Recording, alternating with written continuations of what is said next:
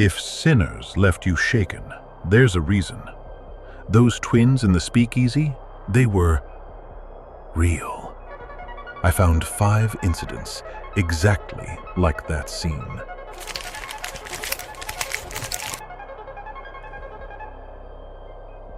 "1934, Mississippi. 3 strangers danced all night. By dawn, a musician was dead. 2 puncture marks. That musician's friend is 93 now, still alive, still terrified, still won't say what he saw. They ain't human. Lord help us, they ain't." 3:33 a.m., EMF spike, 40-degree temperature drop, every camera dead.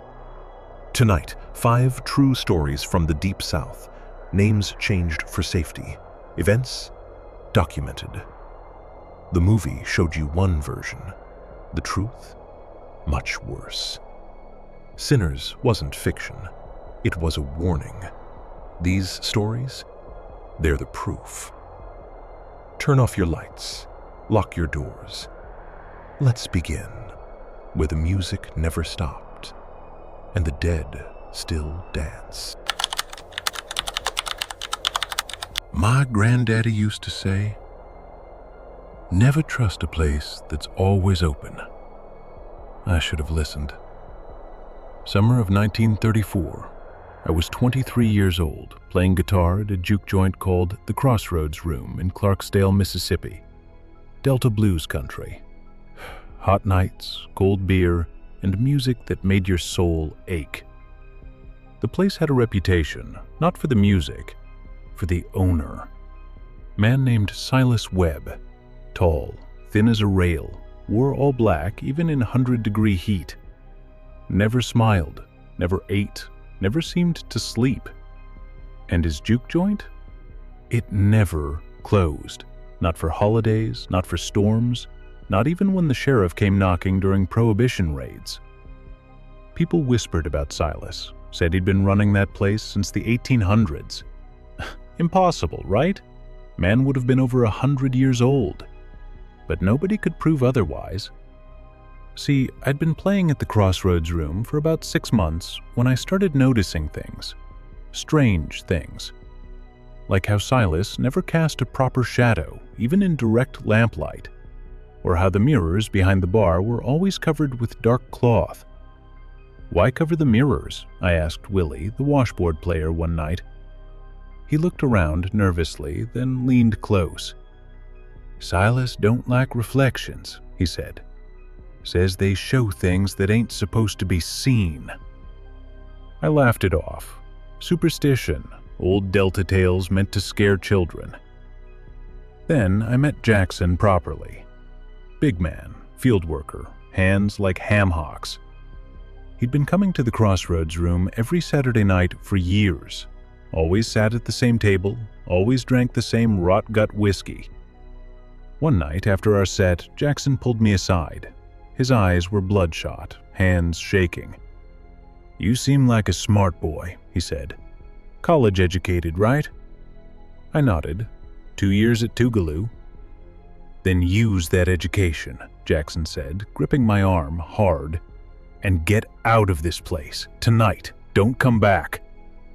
"What are you talking about?" I asked. Jackson looked toward Silas, who was standing behind the bar, still as a statue, watching us with those cold eyes. "I've been coming here since 1909, Jackson whispered. 25 years. And you know what?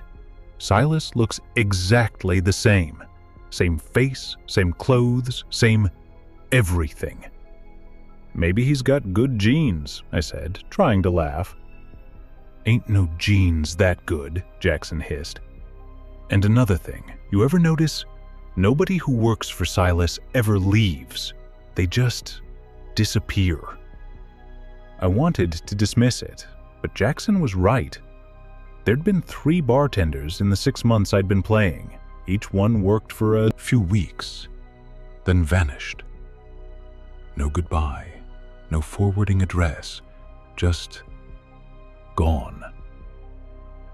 One night in July, everything changed. I was on stage with my trio, guitar, harmonica, washboard, bass. Place was packed. Farmers, field workers, women in their Sunday dresses, everybody dancing, drinking, forgetting their troubles. The air was thick with cigarette smoke and sweat. The music was flowing. We were in that zone where the blues just comes through you like electricity. Then the door opened. 3 strangers walked in. 2 men, 1 woman. And I swear to you, the temperature dropped. In the middle of July, in Mississippi, it got cold. They were dressed like they'd stepped out of a daguerreotype photograph. Old-fashioned clothes, pale skin, eyes that didn't reflect the lantern light right. The woman wore a black dress with a high collar, Victorian style. Her skin was like porcelain, too smooth, too perfect. And her hair, it was black as midnight, but it seemed to move on its own, like it was underwater. The 2 men flanked her, both wearing long coats despite the heat, both with the same unsettling stillness. The music stopped, not because we quit playing. The instruments stopped making sound. My fingers were still moving on the strings. The harmonica player was still blowing, but no sound came out. The entire Juke joint went silent. Conversation died. Dancing stopped. Even the crickets outside went quiet. Silas appeared from the back room. For the first time in 2 years, I saw him smile. "Welcome back," he said, his voice carrying across the silent room. "It's been too long." The woman walked straight to the bar. Her movements were wrong, too smooth, like she was gliding. Her feet barely touched the floor. She ran her finger along the wood of the bar, slowly, deliberately. When she pulled it away, the wood was rotting, decayed, crumbling, like she'd aged it 30 years with a single touch. A dark stain spread from where her finger had been. The smell of decay filled the room. Mold, death, old death. One of the farmers, big guy named Jackson, the same one who'd warned me, stood up. His chair scraped loud in the silence. "What the hell is this?" he shouted, his voice cracking with fear and anger. "Silas, what kind of demons you bringing in here?" The woman turned, slowly. Her head moved at an unnatural angle, almost like an owl. And she looked at Jackson. Her eyes, God help me, her eyes were wrong. The pupils were vertical, like a cat's or a snake's, and they glowed, faint, red. Jackson's face went white. He opened his mouth to say something else, but no words came out. And then he just collapsed, hit the floor like a puppet with cut strings.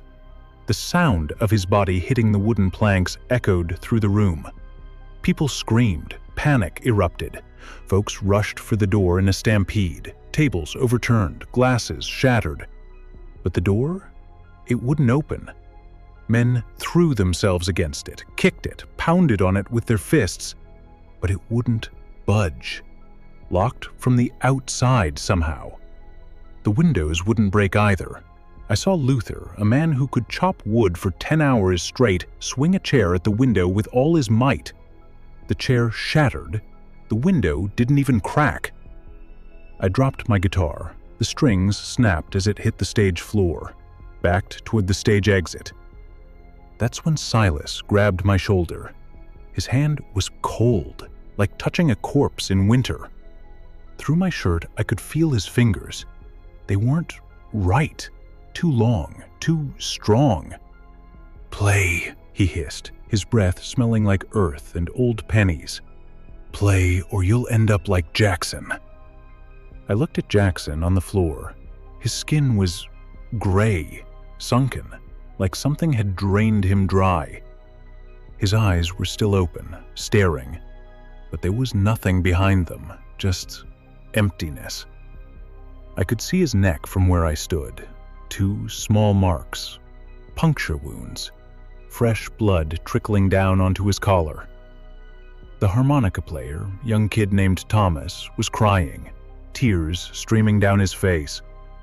The washboard bassist, old Pete, was praying under his breath, mumbling the Lord's Prayer over and over. So I played.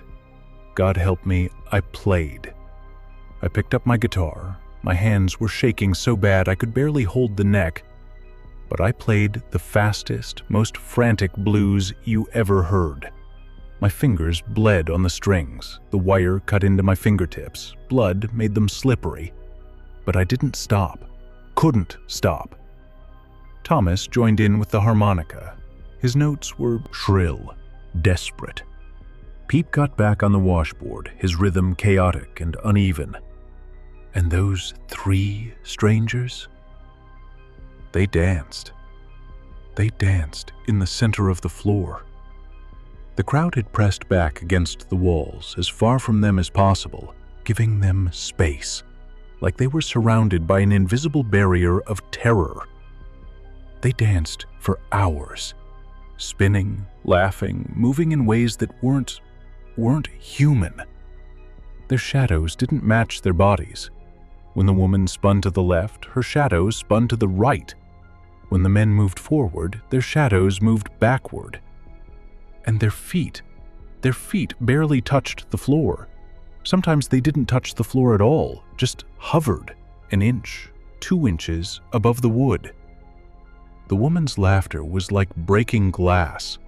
The men's movements were synchronized, perfect, like they were one being split into 2 bodies. Hours passed, maybe 3, maybe 4. I lost track.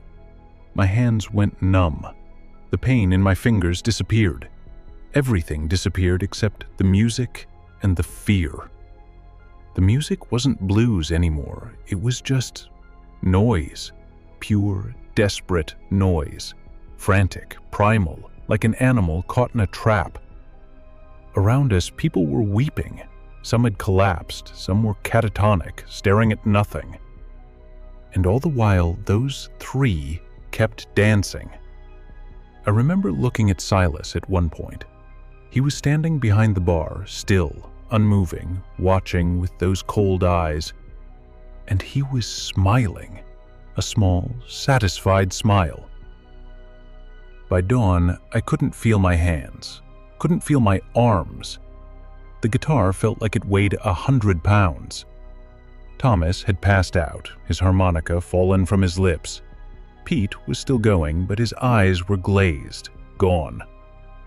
Then the rooster crowed outside. The strangers stopped, instantly, mid-movement, like someone had hit a pause button.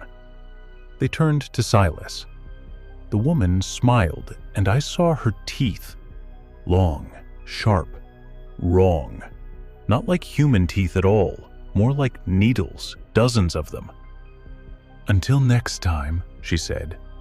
Her voice was musical, beautiful, and absolutely terrifying. They walked toward the door. It opened by itself, easily, like it had never been locked. Sunlight poured in, golden and warm and safe. And they walked right into it. I expected them to burn, to scream, to turn to ash like in the old stories. But they didn't. They just faded, like morning mist burning off a field.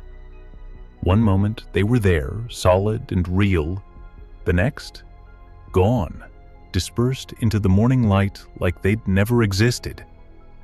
The door swung shut. The spell, whatever it was, broke. People started moving, crying, screaming. They rushed to Jackson, but he was dead. His skin was ice cold, gray. His eyes were still open but filmed over. The coroner came, said heart failure, wrote it on the death certificate without even examining the body closely. But I saw his neck. We all saw his neck. 2 small marks, like snake bites. but deeper, more deliberate. There were other marks too, ones the coroner ignored. Jackson's wrists, his inner elbows, places where veins run close to the surface. All marked, all drained. I quit that night, packed my guitar, left Clarksdale on the first bus heading north. Never played blues again. Changed my name, moved to Chicago, got a job in a factory, married, had kids, lived a normal life. But sometimes, late at night, I still hear that music, the music we played while those things danced. And I can still feel Silas's cold hand on my shoulder, still smell that scent of earth and old pennies on his breath. And I wonder, how many other nights did Silas host them? How many others died on that floor? How many disappeared completely, with no body left behind? The Crossroads room burned down in 1941. Electrical fire, they said. But I heard different. Heard that a group of folks from the church went there one night with torches and gasoline. Heard they found things in the basement. Bodies, drained, preserved. Dozens of them, going back decades. They burned it all. The building, the bodies, everything. Tried to cleanse the land. But locals say, on certain summer nights, when the moon is dark and the humidity is thick, you can still hear music coming from those ruins. Blues music. Fast, frantic, desperate. And sometimes, people see 3 figures dancing in the moonlight where the Crossroads room used to stand. Dancing and waiting. Waiting for another place to open. Another host like Silas. Another room that never closes. I'll never go back to find out. I'll never set foot in Clarksdale again. Because I know the truth that most folks don't want to accept. Silas Webb wasn't running a Juke joint. He was running a feeding ground. And those 3 strangers, they weren't visiting. They were collecting their due. Some debts get paid in blood, and some places, they're built on that blood, sustained by it. The Crossroads room was one of those places. And may God have mercy on anyone who tries to build there again. I've driven every back road in Mississippi. 20 years behind the wheel. Hauled everything from cotton to moonshine to lumber. Seen things on those roads, strange things.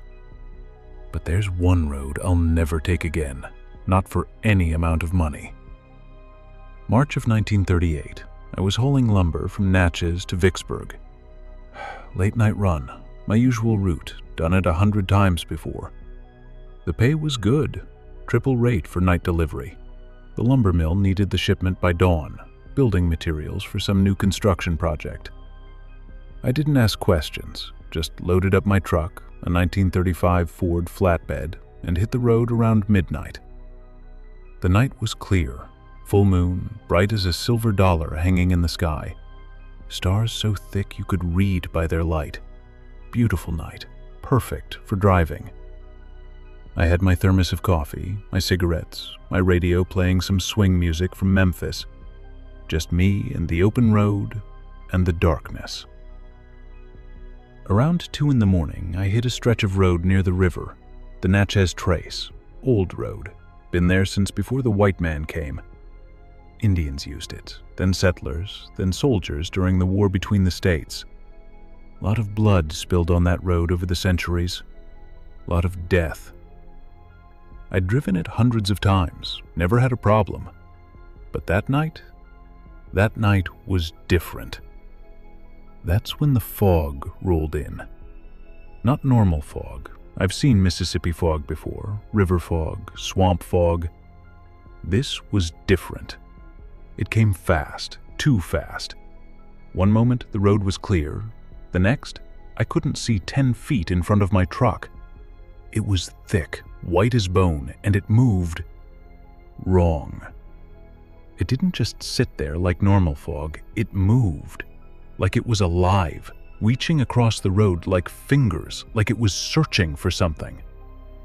I slowed down, turned on my high beams, but the light just stopped, didn't penetrate, like the fog was eating it, swallowing it.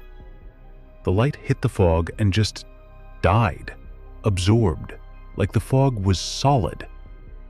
My radio started acting strange. The music warped, got all staticky. Then I heard voices underneath the static, whispering, too many to count, all talking at once. I reached over, turned the radio off, but the voices continued, fainter but still there, coming from outside the truck now. I kept driving, slowly, following the white line on the edge of the road, praying I didn't hit a tree or drive off into the river. That's when I saw the figure. Standing in the middle of the road, tall, impossibly tall, had to be 7 feet, maybe more.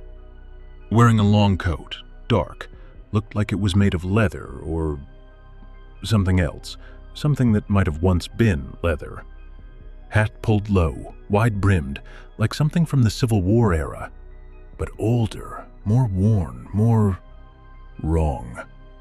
I slammed the brakes, tires screamed on the asphalt, the truck skidded, fishtailed, stopped just inches from this thing. The lumber in the back shifted, straps groaning, nearly came loose. But I didn't care about the lumber. I was staring at the figure. It didn't move, just stood there, perfectly still. Not breathing, not swaying, like a statue. And then it turned its head, slowly, deliberately, toward my window. I saw its face, or the lack of face, where the face should have been, just darkness, empty, void, like someone had cut a hole in reality and this thing was wearing it like a mask. No eyes, no nose, no mouth, just nothing. Smooth, featureless, wrong. I sat there, engine idling, heart pounding, hands frozen on the steering wheel, my breath coming in short, sharp gasps. The figure tilted its head like it was studying me, like it was trying to figure out what I was. Then I heard the knocking on the passenger window. Tap, tap, tap.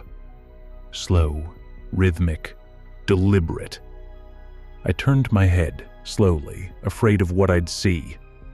Another figure, same coat, same hat, same nothing face, standing right next to my truck, hand raised, knocking on the glass. I looked in the side mirror. 3 more figures, behind the truck, moving closer. I was surrounded. I threw the truck in reverse, engine roared. But the fog, it was behind me now, thick, solid, like a wall. The truck wouldn't move, wheels spinning but going nowhere, like something was holding it, anchoring it. The figure in front of me started walking, not fast, just steady, inevitable, each step deliberate, getting closer. I grabbed my shotgun from behind the seat, always kept it there, for animals, bandits, whatever trouble the road might bring. I rolled down the window. Cold air rushed in, smelling of earth, graves, old graves, like something buried that had been dug up. I aimed, fired 2 shots directly at the figure. Boom, boom. The sound echoed across the empty road, rolled through the fog like thunder. The bullets passed through, like shooting smoke, like shooting air. The figure didn't stop, didn't slow, just kept walking, getting closer and closer. It reached the truck, put one hand on the hood, long fingers, too long, with too many joints. And the metal, it frosted, ice crystals spreading like a disease, like infection, spreading fast across the hood, up the windshield, turning everything white with ice. In March, in Mississippi, where it was 60 degrees during the day. I could feel the cold seeping through the truck, through the metal. My breath came out in clouds. My fingers went numb on the steering wheel. The figure leaned down, bringing that nothing face close to the windshield, close enough that I could see inside the darkness where its face should be. And what I saw, God help me, what I saw, stars. Distant stars, like looking into space, into the void between worlds. And shapes moving in that darkness, writhing, hungry. I did the only thing I could think of, the only thing my grandmother taught me when I was small. I prayed, out loud. Every prayer I'd learned as a kid in Sunday school, the Lord's Prayer, the 23rd Psalm, anything I could remember. The Lord is my shepherd, I shall not want. The figure recoiled, pulled its hand back from the hood. The ice stopped spreading, started melting. He maketh me to lie down in green pastures. The figure backed away, 1 step, 2 steps, and then it screamed. Not a human scream, something ancient, furious, alien, like metal scraping bone, like 1,000 voices shrieking in languages that predated language. The sound was physical. It hit me like a wave. The windshield cracked, spiderweb fractures spreading across the glass. My ears bled. I could feel warm liquid running down the sides of my face. The pain was excruciating, but I kept praying, louder, desperate. Yea, though I walk through the valley of the shadow of death, I will fear no evil. The fog pulled back, retreated into the trees like a living thing, rushing away like water down a drain. The figures turned, all of them, together, and they walked into the darkness, into the trees, moving in perfect synchronization. The last one turned back, just for a moment, and I felt it looking at me. Despite having no eyes, despite having no face, I felt its gaze. Cold, hungry, patient. Like it was saying, next time, you won't have prayers. Then it was gone, vanished into the tree line like smoke. I sat there, engine still running, hands shaking so bad I could barely hold the steering wheel. Blood running from my ears, ice melting off the hood, running down onto the road in little rivulets. I don't know how long I sat there. Could have been minutes, could have been hours. Time felt wrong, stretched, like reality itself had been bent. Eventually, I put the truck in gear and I drove. 90 miles an hour on that winding road. Didn't care about the lumber, didn't care about the delivery, just had to get away. Didn't stop until I hit Vicksburg city limits, until I saw lights, buildings, people, normalcy. I pulled into an all-night diner, stumbled inside. The waitress took one look at me, pale, shaking, blood on my face, and called the police. They took me to the hospital, treated the bleeding. Doctors said my eardrums were ruptured, like I'd been exposed to an explosion. "What happened?" the sheriff asked. I told him everything. The fog, the figures, the faces that weren't faces. He listened, didn't interrupt, didn't laugh, just listened with this knowing look in his eyes. When I finished, he closed his notebook. "That stretch of road near the trace?" I nodded. "You're not the first," he said quietly, "and you probably won't be the last." "What are they?" I asked. The sheriff looked out the window at the darkness beyond the streetlights. "Old things," he said. "Things that were here before we were, before the Indians were. Things that walk when the veil gets thin." The veil? Between our world and wherever they come from. Next day, I went back with the sheriff and a deputy. In daylight, with witnesses. We found the spot. Wasn't hard. There were marks on the road. Handprints burned into the asphalt, like someone had pressed red-hot hands against it. But the prints weren't normal. 6 fingers, 7. Some had more than that. And they were huge, big as dinner plates. And in the woods, we found graves. Dozens of them. Old ones. Really old. Unmarked, just depressions in the earth. Some of them were open, dug up from the inside. You could see the claw marks on the inside of the wooden coffin lids. Scratches. Deep scratches. Like something had woken up and dug its way out. The sheriff closed that road. Structurally unsound, the official report said. Dangerous for night traffic. They put up barriers, warning signs, told folks to take the new highway, the one that went around that stretch. But I know the truth. They were sealing something, trying to keep people away from something that walks that stretch at night. Something hungry, something that's been there since before the roads were paved, since before there were roads. Something that's been there since the beginning. I sold my truck, got a job in town, loading dock supervisor, day shift only, because some roads, they don't lead anywhere. They lead to them. And some things, they're not meant to be seen by human eyes, not meant to be encountered by the living. I still have nightmares. Still wake up in the middle of the night, sweating, heart pounding, remembering that nothing face, those 2 long fingers.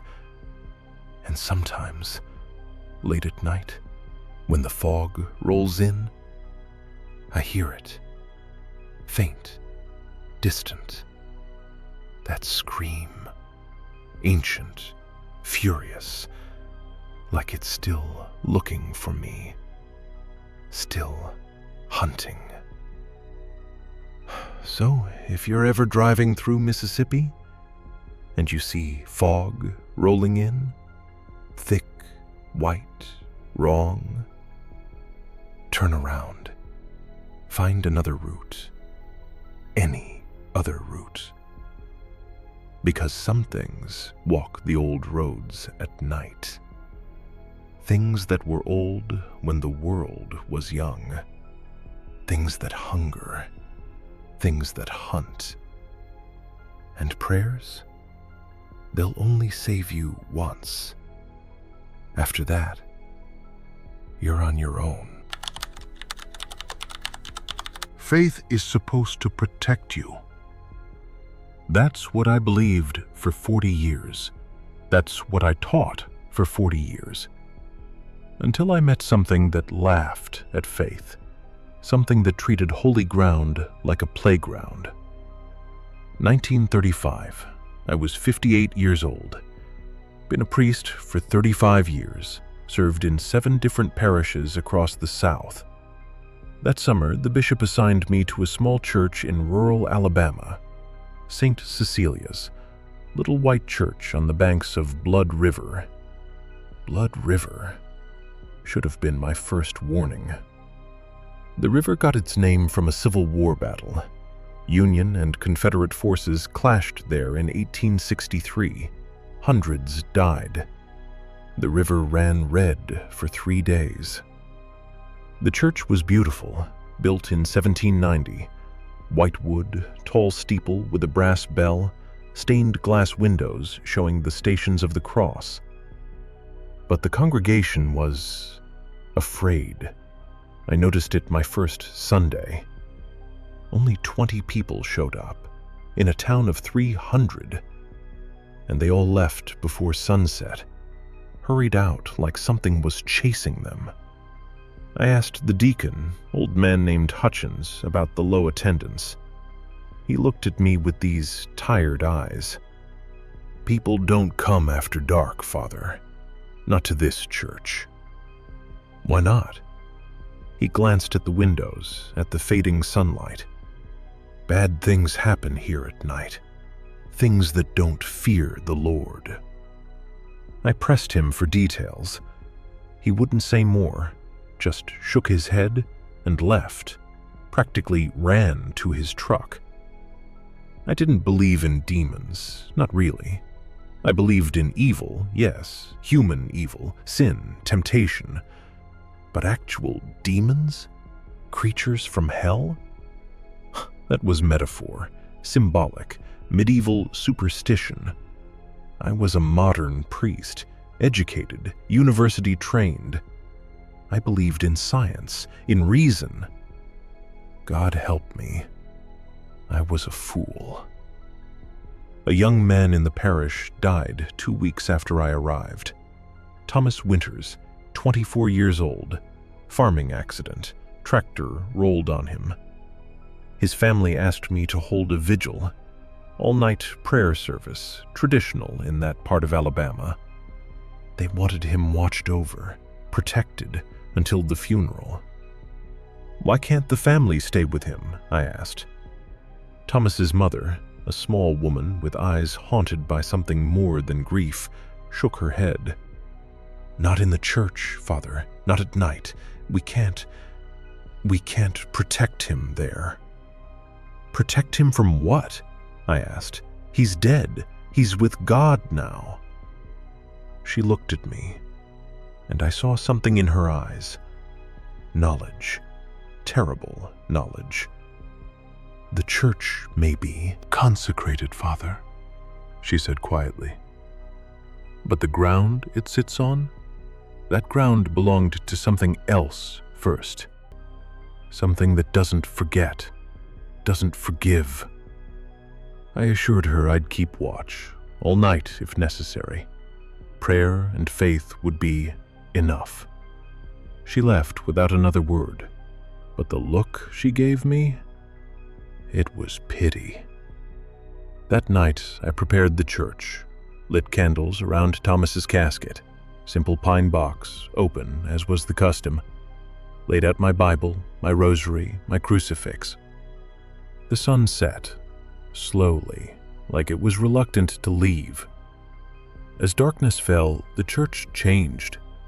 The temperature dropped, the shadows got deeper, darker, and the silence, total silence. No crickets, no night birds, no wind, just nothing, like the world outside had died. I began my prayers, Latin, the old rites, voice echoing in the empty church. Midnight came, and I heard the door open. I looked up from my Bible. The front door was swinging, slowly, deliberately, like someone had pushed it. "Hello?" I called out, my voice sounding small in the vast space. Nobody answered, just the door swinging open, wider, wider. Wind?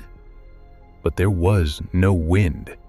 The air was still, heavy, like before a storm. Then I heard footsteps, slow, heavy, deliberate, coming down the center aisle toward me. Boot steps, leather on wood. But I couldn't see anyone. The footsteps got closer, closer. I could hear them, feel the vibrations through the floor. But there was nothing there, just empty air walking toward me. I stood, grabbed my crucifix, held it high. "In the name of the Father, the Son, and the Holy Spirit, I command you to..." It laughed. Deep, rumbling, like thunder underground. The sound came from everywhere, from the walls, the ceiling, the floor. Then a figure stepped into the candlelight. A man, or shaped like a man, wearing old Confederate grays, covered in dirt, caked with mud, face pale, skin like wax, eyes black, completely black, like looking into wells. And he was smiling, a horrible smile, lips pulled back, showing teeth, too many teeth, sharp, wrong. "Your God can't help you here, priest," it said. Voice like gravel and rot, like something dead trying to speak. I backed toward the altar, clutching my crucifix. "This is consecrated ground. You have no power here. I command you in the name of—" It laughed again, started walking, each step deliberate, boots leaving muddy prints on the clean floor. "Consecrated?" it said. "This ground was ours before your church stood here, hours before your priests blessed it, hours before your God was even whispered in these woods." I threw holy water. The bottle shattered on its chest. Water splashed across its face, its coat. It sizzled, smoked. The smell of burning flesh filled the air. But it didn't stop, just kept walking, smile getting wider. "We've been here for centuries, priest," it hissed. "Long before your savior, long before your prayers. We were old when this land was young, and we'll be here long after your church is dust." It moved fast, inhuman speed, grabbed my wrist before I could react. Its hand was freezing, like ice, like death. And where it touched, my skin blistered, turned black, like frostbite and fire at once.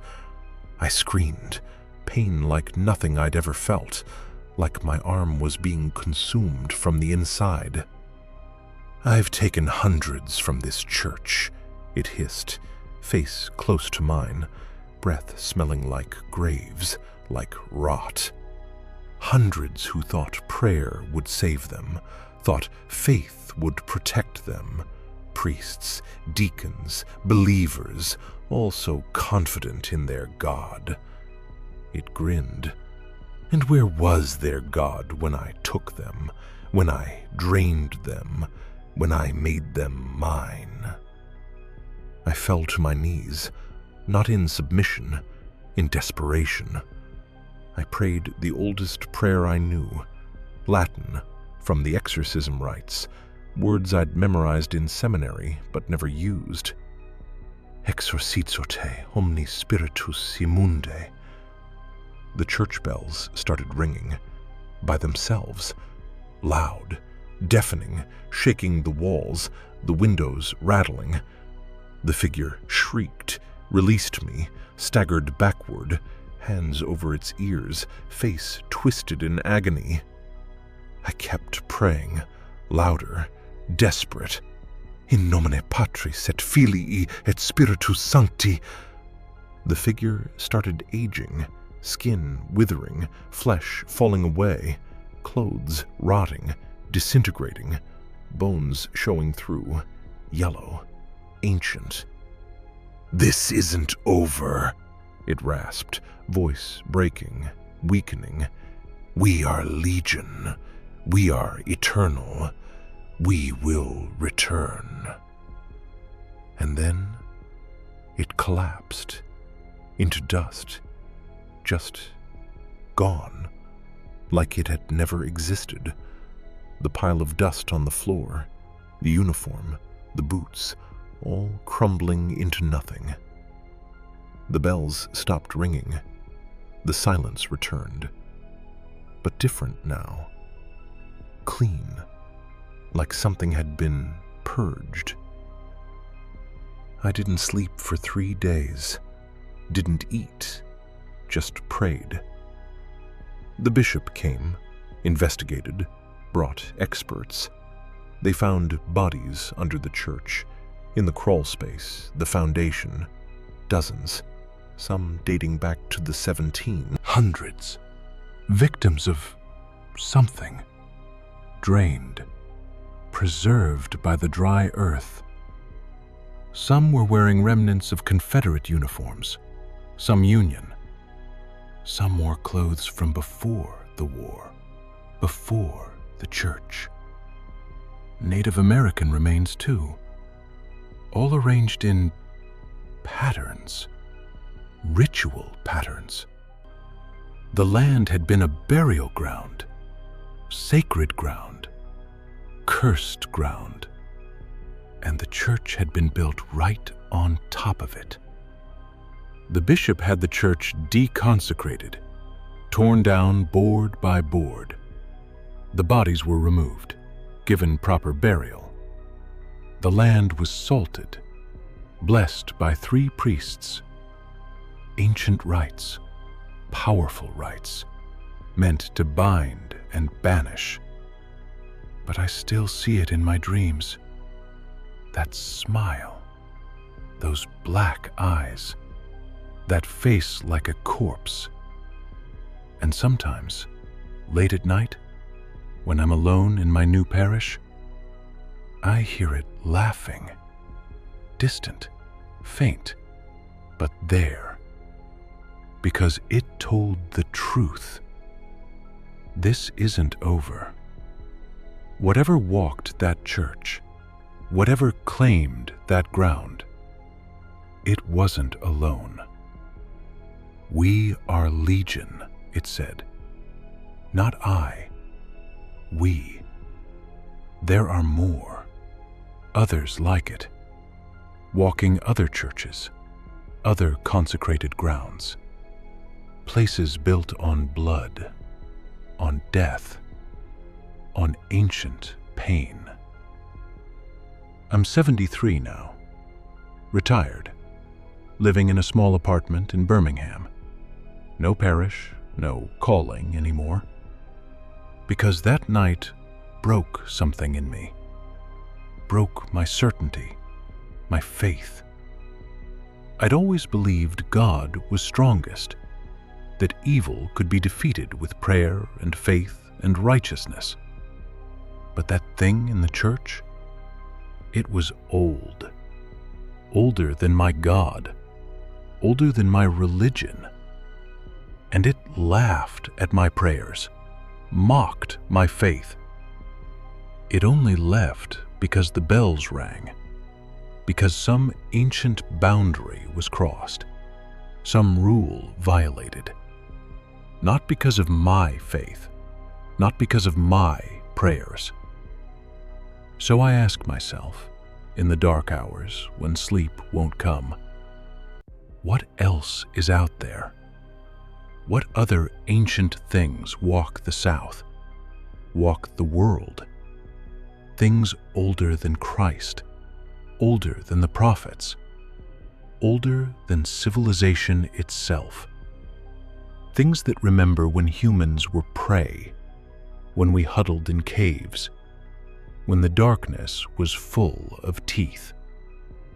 Things that wait, that watch, that hunger. The church on Blood River is gone, torn down, erased, like it never existed. But sometimes, people still see lights flickering where the church used to stand, and they hear singing, hymns in Latin, old Latin, from before the modern church, and they see figures standing in a circle where the altar used to be. Tall figures in old clothes with pale faces and black eyes, and they're waiting for someone to build there again, to consecrate the ground again, to give them access once more, because that's what they need. Holy ground, consecrated ground. It's not a barrier to them. It's an invitation. May God forgive me, but I don't go to church anymore. Can't. Won't. Because I know the truth now. The terrible truth. Some churches, they're not built to keep evil out. They're built to keep it in, to contain it, to give it a place, a home. And the prayers, the rituals, the faith, they're not for us. They're for them, to keep them fed, to keep them satisfied, to keep them from spreading. It's not protection. It's a contract, a bargain made long ago by people who knew what was out there, what walked the darkness. A bargain we've forgotten, but they haven't. They remember, and they're waiting. So if you ever visit a church, an old church in the South, built on strange ground, pay attention to the silence, to the cold, to the way the shadows move.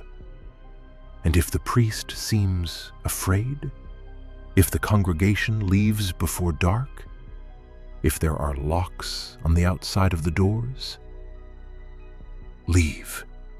Don't ask questions. Don't stay for night. Just leave. Because some holy ground, it's holy for a reason, not to protect you, to protect it, to keep something contained, something bound, something that's been waiting for centuries, waiting for someone foolish enough, faithful enough to break the seal. In New Orleans, music isn't just entertainment, it's power. And some songs, they should never be sung. 1936. I was tending bar at a place called the Velvet Coffin in the French Quarter. Jazz club, smoky, dangerous.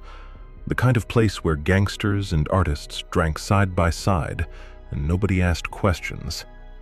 The name alone should have told me something. The Velvet Coffin. But I needed the work and the tips were good. The club was in a building that dated back to the 1700s. Original Spanish architecture, thick walls, high ceilings, and a basement that went down 3 levels. Nobody went down to the 3rd level, not even Louis, the owner. He kept it padlocked, said there were structural issues. But late at night, when the club was closed and I was counting receipts, I'd hear things from down there. Sounds, like voices, or singing, or something else. We had a regular singer, woman named Evangeline Dufresne, voice like honey and broken glass, beautiful and haunting all at once. Evangeline was Creole, mixed heritage going back centuries. Her grandmother had been a mambo, a voodoo priestess, before the church got to her. Evangeline could make grown men cry with a single note, could make women swoon, could make the devil himself stop and listen. But Evangeline had a secret, a song her grandmother taught her. She told me about it one night. We were closing up, just the 2 of us. She was sipping bourbon, staring at nothing. "My grandmother gave me a gift," she said softly, "and a warning." "What kind of gift?" I asked, wiping down the bar. Evangeline looked at me. Her eyes were dark, endless. "A song," she said, "the oldest song in my family. passed down mother to daughter for 200 years. Sounds special, I said. It is, she replied. But it's dangerous. My grandmother made me promise, never sing all the verses, never sing it complete. Why not? Evangeline leaned close. I could smell her perfume, jasmine and something darker. Because the last verse, it summons something, something old, something hungry. I laughed, tried to lighten the mood. You don't really believe that, do you? You're a modern woman, educated. She didn't laugh, just stared at me with those dark eyes. My grandmother believed it, and so did her grandmother, and every woman in my line going back to before we came to Louisiana. Came from where? I asked. Haiti, she said. During the revolution, fleeing the bloodshed, fleeing something worse than the bloodshed. Evangeline didn't believe in curses. Not really. She was modern, read books, went to picture shows, wore her hair short like the flappers. Superstition was for the old folks, for the ones who still practiced the old ways, who still left offerings at crossroads, who still feared the dark. So, one night in October, she sang the whole song. It was a Friday. The club was packed, standing room only. Smoke so thick you could barely see the stage. But Evangeline, she glowed up there, like she was lit from within. She started with her usual set, jazz standards, blues, torch songs. The crowd loved her, applauded, shouted for more. Then she said, "I'd like to sing something special tonight, something I learned from my grandmother." I was pouring drinks when I heard the melody, and I froze. It was wrong. Not bad, beautiful, actually, achingly beautiful, but wrong in a way I couldn't explain. The melody was old, ancient. It didn't sound like jazz or blues or anything modern. It sounded like something from before music had names. Evangeline's voice changed as she sang, got deeper, richer, like there were multiple voices singing through her throat at once. The lights started flickering, at first just a little, then more, the electric bulbs dimming and brightening in rhythm with the song. And the temperature, it dropped. In New Orleans, in October, when it was still 80 degrees outside, I could see my breath, vapor coming from my mouth like it was winter. The crowd noticed. People stopped talking, stopped drinking, just listened, transfixed. Evangeline sang the first verse, second verse, third. Her eyes were closed, face tilted up toward the ceiling, tears streaming down her cheeks. The fourth verse, fifth, verses I'd never heard before, that nobody had heard before. Then she opened her eyes, and they weren't her eyes anymore. They were black, completely black. No whites, no iris, just darkness, like looking into a well at midnight. She sang the final verse, her voice reaching notes that should have been impossible, notes so high they were almost ultrasonic, making the glasses behind the bar vibrate. Then the doors flew open. All of them. Front door, back door, the door to the kitchen, the door to the basement. Wind rushed in, but not normal wind, cold wind, carrying the smell of graves, earth, rot, death. Nothing came in, no person, no animal, but something entered. You could feel it, like a pressure in your chest, a weight in the air, like the room was suddenly full, even though nothing visible had arrived. The piano started playing by itself. The keys, pressing down like invisible fingers, were dancing across them, playing the same melody Evangeline had just sung, People started screaming, panicking, running for the exits. But their movements were slow, like they were moving through water. Evangeline collapsed, hit the stage hard. The sound of her body hitting the wood was sickening, like a sack of meat. I vaulted over the bar, ran to the stage. Others were already there. Louis, the trumpet player, the bouncer. We turned her over. She was cold. Ice cold, blue-tinged, like she'd been dead for hours. But she was breathing, barely, shallow, her breath coming out in frost. "Call a doctor!" Louis shouted. "Now!" The bouncer ran to the phone, but the lines were dead, just static. And underneath the static, whispers, too many to count, in languages I didn't recognize. We carried Evangeline to the back room, laid her on the couch. Louis grabbed blankets, I grabbed whiskey, tried to get her to drink. That's when the doctor arrived. Dr. Beaumont, old man, been practicing in the quarter for 40 years, seen everything. He examined her, checked her pulse, her pupils. His face went pale. "Her heartbeat is wrong," he said quietly. "Too slow, like she's in hibernation. And her temperature, 89 degrees. She should be dead."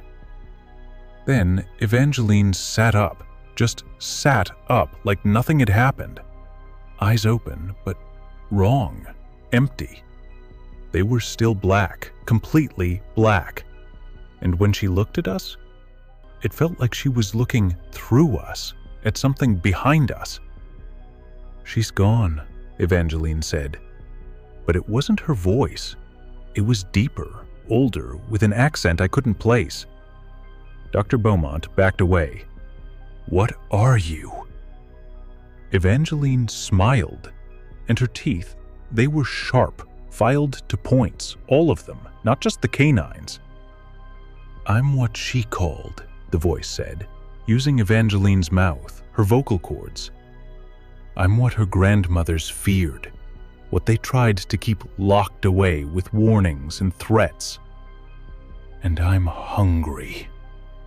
She stood, moved toward Dr. Beaumont. Her movements were wrong, jerky, like a puppet being controlled by someone learning how to use it. Dr. Beaumont screamed, ran for the door.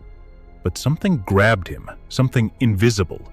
He was lifted off his feet, thrown across the room. He hit the wall with a crack, slumped down, not moving. Louis and the bouncer rushed Evangeline, tried to restrain her.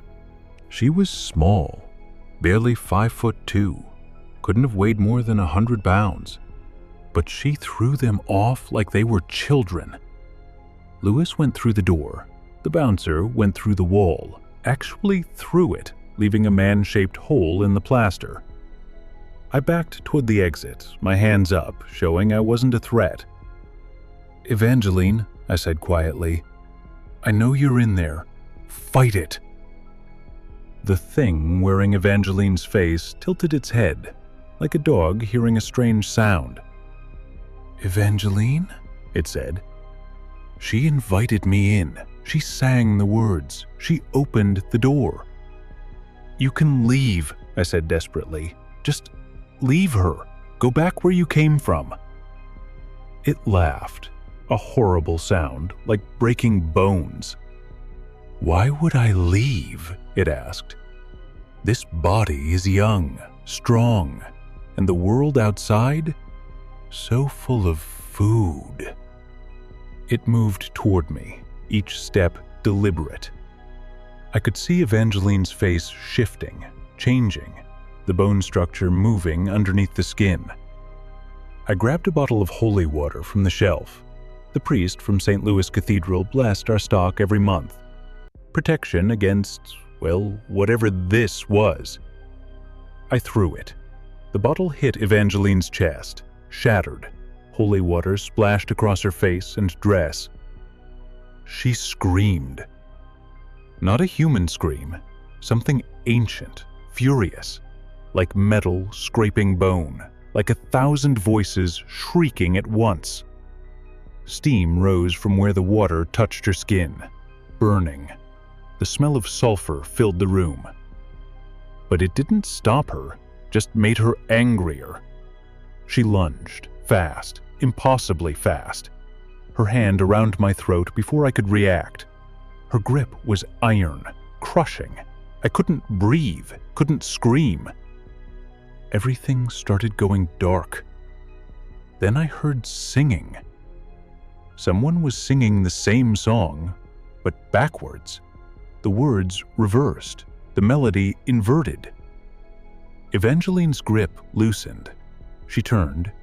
At the door stood an old woman, ancient, dark skin, white hair in braids, wearing all white. She was singing the counter-song, the banishing. "That's my granddaughter," the woman said in Creole-accented English, "and you will release her, now." The thing in Evangeline's body hissed.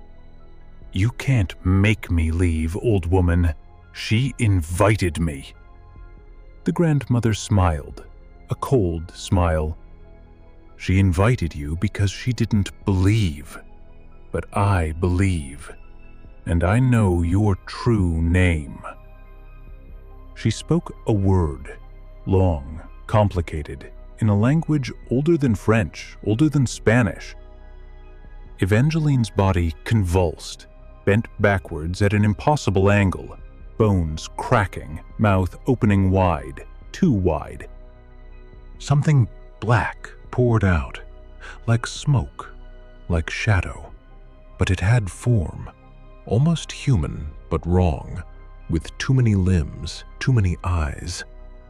It roared. The windows shattered, glasses exploded. Then it shot out the broken windows, into the night. Gone. Evangeline collapsed, really collapsed this time.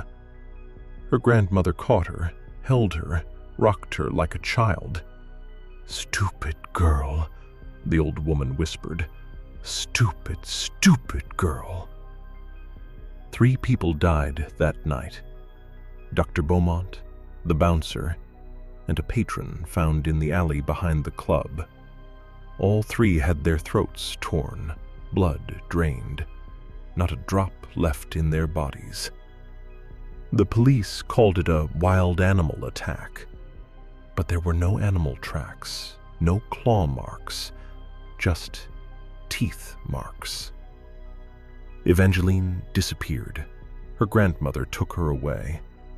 I heard they went to Haiti, to the mountains, where the old practices are still strong, where they could help her heal. The velvet coffin closed 6 months later. Lewis sold the building, moved to Chicago. But sometimes, late at night in the quarter, you can still hear that song, drifting through the fog, calling, hungry. People disappear sometimes, tourists, drunks, found in the morning, drained, no blood, no explanation. The police blame robberies, drug deals gone wrong, anything but the truth. I don't tend bar anymore. Can't stand music. Any music. Even the radio makes me nervous. Because I know some melodies, they're not meant for human ears. Some songs are keys, and they open doors that should stay locked. Evangeline sang a key, opened a door, and what came through? It's still out there, in the shadows, in the fog, still hungry, still hunting. So if you're ever in the French Quarter and you hear someone singing a song that sounds old, ancient, walk away, walk fast, because some invitations, once extended, can never be taken back. In the South, we have a saying, blood calls to blood. I learned what that really means in 1937. I was a circuit preacher back then, traveled from town to town, holding revivals in barns and church halls. That November, I was passing through rural Georgia, tobacco country. Endless fields stretching to the horizon, dirt roads that turned to mud when it rained, houses so far apart you could scream for hours and nobody'd hear you. I'd been on the road for 3 weeks, sleeping in my old Ford, eating whatever the congregations offered. I was tired, dusty, and desperately needed water for my radiator. That's when I saw the plantation house. Big place, white columns, wraparound porch. The kind of house that spoke of old money, Confederate money, blood money. But something felt off. The gardens were overgrown, roses gone wild, climbing over everything like grasping fingers. Windows shuttered in the middle of the day. And the silence. No birds, no insects, just quiet. I pulled my Ford up the long driveway, gravel crunching under the tires. The sound seemed too loud in that unnatural silence. I got out, straightened my collar, picked up my Bible, and I walked up those porch steps, my footsteps echoing on the wood. The front door was massive, oak, with a brass knocker shaped like a lion's head. I lifted it, let it fall. The sound echoed inside the house, deep, hollow, like the house was empty. Then I heard it, singing. 2 voices, identical, young voices, children. They were harmonizing in a way that made my skin crawl. The melody was old, something from before the Civil War, maybe before that. I should have left, should have gotten back in my Ford and driven, fast and far.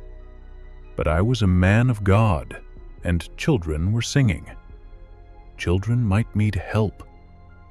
So I tried the door. It was unlocked.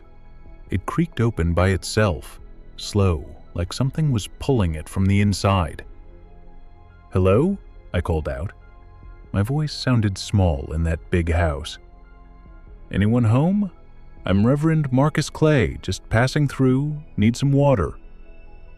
The singing continued, didn't stop, didn't pause, like they hadn't heard me or didn't care. I stepped inside. The foyer was grand, chandelier overhead, though it was covered in dust and cobwebs. Furniture covered in white sheets like ghosts. Portraits on the walls, stern-faced men and women from another era, their painted eyes seeming to follow me. The house was dark despite it being mid-afternoon.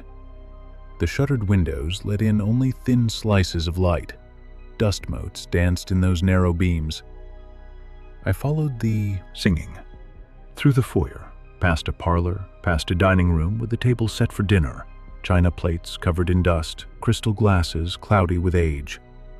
The singing got louder, more insistent. It was coming from upstairs. I found the grand staircase, wide, carpeted in deep red. My footsteps made no sound as I climbed. The carpet muffled everything. At the top was a long hallway, doors on both sides, all closed except one.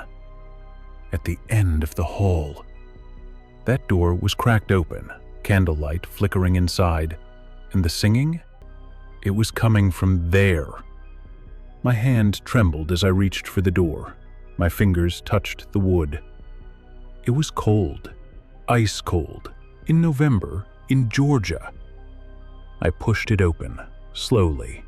The hinges creaked, a long, drawn-out sound like a cry of warning. The room was a nursery. Wallpaper with faded flowers, a rocking horse in the corner, toy soldiers scattered on the floor. And 2 boys, identical twins, couldn't have been more than 12 years old. They were sitting on the floor in the center of the room. Between them was a dead bird, a crow. They were pulling off its feathers one by one, slowly, deliberately, making a pile. And they were singing that old, eerie melody, their voices perfectly synchronized, perfectly matched. They looked up at me, same faces, same dark eyes, same smile. That smile, it was wrong, too wide, too knowing, the smile of someone much older than 12. "Are you here to pray for us, preacher?" one asked. His voice was light, musical, innocent. "Or are you here to join us?" the other whispered. His voice identical, same tone, same inflection. I backed away, my Bible clutched to my chest like a shield. "Where are your parents?" I managed to ask. My voice was shaking. The twins stood up, together, in perfect synchronization, like mirror images. When one moved his left hand, the other moved his right. When one tilted his head, the other tilted the opposite direction. They moved toward me, still smiling, still perfectly coordinated. "Mama's in the cellar," the first one said. "Papa's in the fields," the second one added. "They've been there a long time," they said together, their voices overlapping, becoming one voice. I backed into the hallway. The door behind me slammed shut, on its own. The sound echoed through the house like a gunshot. I turned, ran down the hallway, toward the stairs. But the hallway was longer now, stretching. The stairs seemed miles away. I heard footsteps behind me, small footsteps, but many of them, like there were more than 2 children following me. And that singing, it was everywhere now, coming from the walls, from the ceiling, from inside my own head. I reached the stairs, took them 2 at a time, nearly fell, caught myself on the banister. When I looked back, the twins were at the top of the stairs, still smiling, just watching. I hit the ground floor, ran toward the front door, my shoes slipping on the dusty floor. But the front door, it was locked now, bolted from the inside, heavy iron bolts covered in rust. I grabbed them, tried to pull them back. They wouldn't budge, like they were welded in place. I heard footsteps on the stairs, slow, deliberate, and that singing again, closer, clearer. I looked around frantically, saw a window in the parlor. I grabbed a chair, heavy oak, swung it with all my might. The window shattered, glass exploding outward. Fresh air rushed in, sweet and clean and normal. I didn't hesitate, climbed through, cutting my hands on the glass, blood running down my palms. Hit the porch, rolled, scrambled to my feet. I ran to my Ford, fumbled for my keys, dropped them, picked them up with bloody, shaking hands. Got the door open, got inside, started the engine. But when I looked back at the house, the twins were standing in the broken window, not chasing me, just watching, smiling. Their faces were illuminated by some light source behind them, and in that light, I could see their shadows on the wall behind them. 2 shadows, but they were wrong, twisted, elongated, with horns and wings. I floored the accelerator. Tires spun in the gravel. The Ford fishtailed, then shot down the driveway like the devil himself was behind me. I drove straight to the county sheriff, told him everything. He listened, nodded, then he laughed. "Reverend," he said, still chuckling, "the old Pritchard plantation's been abandoned for years." "There were children there," I insisted. 2 boys, twins. The sheriff's smile faded. He pulled out a file from his desk, opened it, showed me a newspaper clipping, yellowed, dated 1903, 34 years earlier. The headline read, "Tragedy at Pritchard Plantation. Family perishes in fire." There was a photograph, A family portrait. Mother, father, and 2 boys. Identical twins, about 12 years old. The same boys I'd seen. Same faces, same dark eyes, same smile. The whole family burned up, the sheriff said quietly. Fire started in the night. Nobody got out. They found the bodies in the morning. But I saw them, I whispered. I heard them. The sheriff closed the file, looked at me with something like pity. Lots of folks claim to see things at that plantation, especially traveling folks who don't know the history. We just don't recommend anyone goes there, especially alone, especially after dark. I stayed in town that night, got a room at a boarding house. Couldn't sleep. Every time I closed my eyes, I heard that singing. 6 months later, I was in Atlanta, reading the Constitution newspaper. Small article on page 7 caught my eye. Bodies discovered at abandoned plantation. 2 hikers had found remains in the cellar of the old Pritchard place. A man and woman, mummified, preserved somehow by the dry cellar conditions. They'd been there for decades. Medical examiner estimated they'd died in the early 1900s. But here's what made my blood run cold. The article said the bodies were arranged carefully, posed like they were sleeping. And on the floor next to them, toy soldiers, dozens of them, arranged in a circle around the bodies. Children's toys, pristine, clean, like they'd been placed there recently. The article ended by saying the property was being condemned. Too dangerous, too much damage. But I knew better. It wasn't being condemned because of structural damage. It was being sealed, locked away, buried like you'd bury a curse. I never went back to that county, never preached within 50 miles of Tobacco Road, changed my circuit, requested different territories. But sometimes, late at night, when I'm alone in my study reading my Bible, I hear it. That singing, faint, distant. 2 voices, identical, harmonizing. And I know they're still there. In that house, in that nursery. Still playing, still singing, still waiting. Waiting for someone else to come, someone to hear their song, someone to join them. Blood calls to blood, we say in the South. But evil? Evil calls to the living.